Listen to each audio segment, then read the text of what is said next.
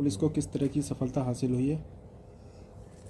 देखिए, जैसा कि आप जानते हैं, इटावा में और आसपास के जनपदों फतेहगढ़, औरैया और कन्नौज में तथा मैनपुरी में बड़ी बड़ी चोरी की वारदात या लूट की वारदात हो रही थी।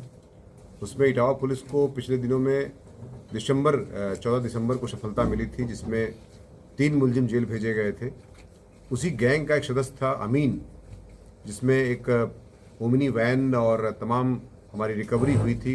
लाखों का 20 लाख का लगभग रिकवरी हुई थी उसमें, सोना और कैश लेकर के। उसमें आमीन बराबर वांछित चल रहा था। और आपको याद होगा, 12 और 13/11/2023 दीपावली के ठीक एक दिन बाद रोडवेज डिपो जो वहाँ पर है सैफई में, उसमें तिजोरी की चोरी की घटना हुई थी। उसमें से भी ये वांछित चल रहा था। बकेवर में चोरियाँ कई हुई थी, उसमें ये वांछित चल रहा था। और फतेहगढ़ जनपद में भी जो घटना हुई थी उसमें भी वांछित चल रहा था। और ये रहने वाला भिंड का है। और यहाँ जो गैंग गया था पहले, जिसमें आधा गैंग जेल गया था, उसका रिश्तेदार है। उसमें पुलिस की टीमें लगी हुई थी बराबर जो है।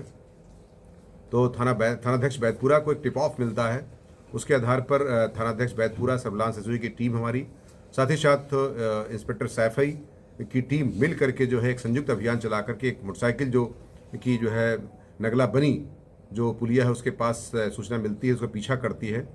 तो पुलिस पर वो जो है मोटरसाइकिल सवार बदमाश फायर करता है, जिसके प्रतिक्रिया स्वरूप आत्मरक्षार्थ पुलिस भी फायर करती है, जिसके उसके पैर में गोली लगती है। और एक पुलिस जो हमारा है जानी नाम का एक सिपाही, उसको भी चोटें लगी हैं इस फायरिंग के दौरान।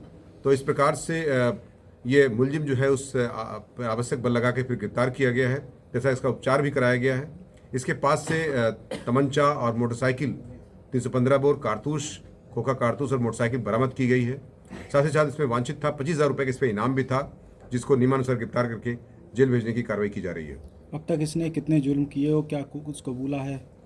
इसने इस सारे स्वीकार किया। उसने बताया कि जो इकरार जो इस गैंग का लीडर था उसके अंडर में ये काम कर रहा था, तथा भिंड में तथा विभिन्न प्रकार के जो जनपद हैं हमारे, कन्नौज, इटावा, औरैया और फतेहगढ़, ये लोग जब भी घटना करते हैं तो वहाँ पर बहुत ही ज़्यादा दाम लगाकर किराए का मकान लेते हैं।